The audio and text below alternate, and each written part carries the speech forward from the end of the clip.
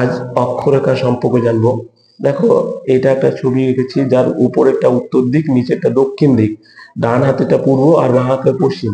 ঠিক পৃথিবীর মিডল দিয়ে পূর্ব থেকে পশ্চিমে যে রেখা সেটা নিরক্ষরেখা। এই নিরক্ষরেখার জন্য উপরের অংশটা উত্তর গোলার্ধ আর নিচেরটা দক্ষিণ গোলার্ধ, মানে গোলের আধখান। আর মিডিলে যে অংশটা সেটা নিরক্ষরেখা, এটা হচ্ছে নিরক্ষতল। তা প্রথম চলে যায় অক্ষরেখা কাকে বলে।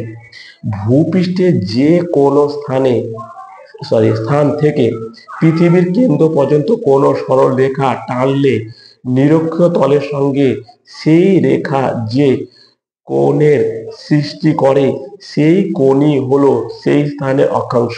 যেমন কলকাতার হচ্ছে 22°34' উত্তর।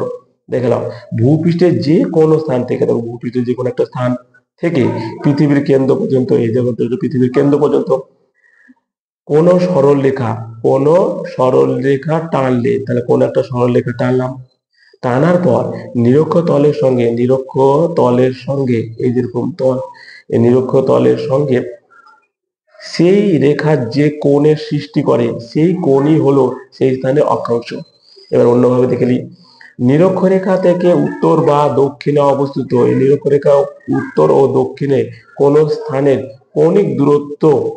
কৌণিক দূরত্বকে সেই স্থানের অক্ষাংশ বলে। অক্ষাংশ সর্বনিম্ন মান হচ্ছে 0 আর সর্ব হাইয়েস্ট মান হচ্ছে 90, মানে অক্ষাংশ সবার 90, সুমেরু আর কুমেরু এই দুটো। প্রকাশের একক ডিগ্রিতে, মিনিটে, সেকেন্ডে এইভাবে চিহ্নিত করা হয়। 1 ডিগ্রি 60 মিনিট, 1 মিনিট 60 সেকেন্ড এইভাবে প্রকাশ করা হয়। অক্ষাংশের উপাদান। উত্তর অক্ষাংশ নিরক্ষরেখার উত্তরে অবস্থিত কোন স্থানের অক্ষাংশকে উত্তর অক্ষাংশ বলে। এই নিরক্ষরেখা থেকে উপরের দিকে যে 0 থেকে 90° সেটা উত্তর অক্ষাংশ। দেখো এখানে 0 থেকে 30 এটা হচ্ছে নিম্ন অক্ষাংশ, 30 থেকে 60 উত্তর দিকে সেটা হচ্ছে মধ্য অক্ষাংশ, 60 থেকে 90 সেটা হচ্ছে উচ্চ অক্ষাংশ।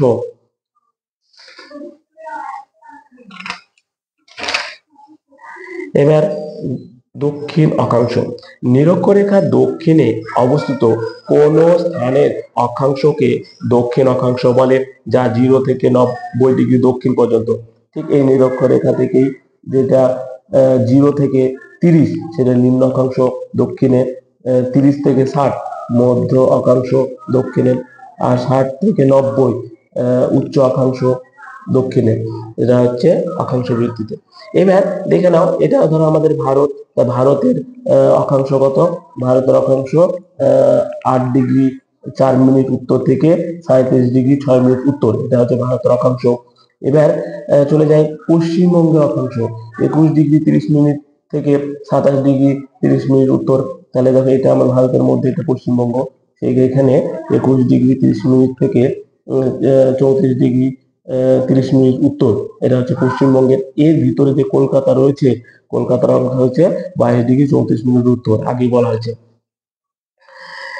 এবার চলে যায় নিম্ন অক্ষাংশ, যেটা ভূপৃষ্ঠ থেকে 30 ডিগ্রি উত্তর ও দক্ষিণে।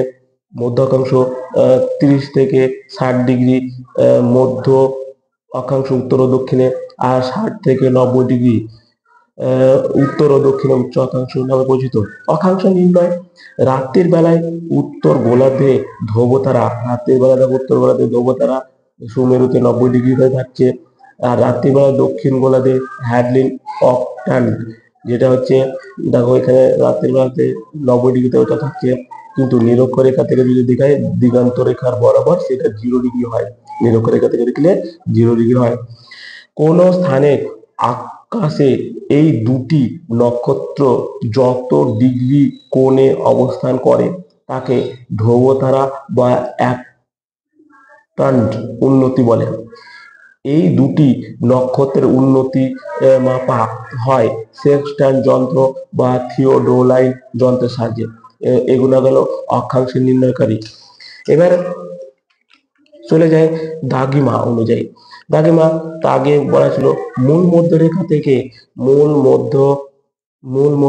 থেকে পূর্ব ও পশ্চিম দিকে অবস্থিত কোন স্থানে কৌণিক দূরত্বকে সেই স্থানে দ্রাঘিমা বলে। তাহলে এটা ধরো মূল মধ্যরেখা উত্তর থেকে, তাহলে এদিকে পূর্ব গোলার্ধ, এদিকে পশ্চিম গোলার্ধ, তাহলে কোন একটা স্থানে বোঝাচ্ছে। কলকাতা যেমন 88°30' পূর্ব, আর এটা ক্ষেত্রে ছিল 22°34' উত্তর। এবার কৌণিক দূরত্ব কাকে বলে বলেছি? ভূপৃষ্ঠের কোন স্থান এবং পৃথিবীর নিরক্ষীয় বা মূল মধ্যরেখার মধ্যে যে কোনো উৎপন্ন হয় তাকে ওই স্থানে কৌণিক দূরত্ব বলা হয়। তাহলে এটা হচ্ছে মূল মধ্যরেখা, আর এটা হচ্ছে নিরক্ষরেখা। এবার কোন একটা স্থান আঁকলাম, এখানে পর্যন্ত দাগ টানলে কি একটা কোণ উৎপন্ন হচ্ছে, এটা হচ্ছে কৌণিক দূরত্ব। আবার বলছি ভূপৃষ্ঠের কোন স্থান, ভূপৃষ্ঠের কোন একটা স্থান এবং পৃথিবীর নিরক্ষীয় ও মূল মধ্যরেখার মধ্যে যে কোণ উৎপন্ন হয় তাকে, যে কোণ উৎপন্ন হচ্ছে সেটাই হচ্ছে সেই স্থানের কৌণিক দূরত্ব। তাহলে আজকে এই অক্ষাংশ সম্পর্কে এটুকু।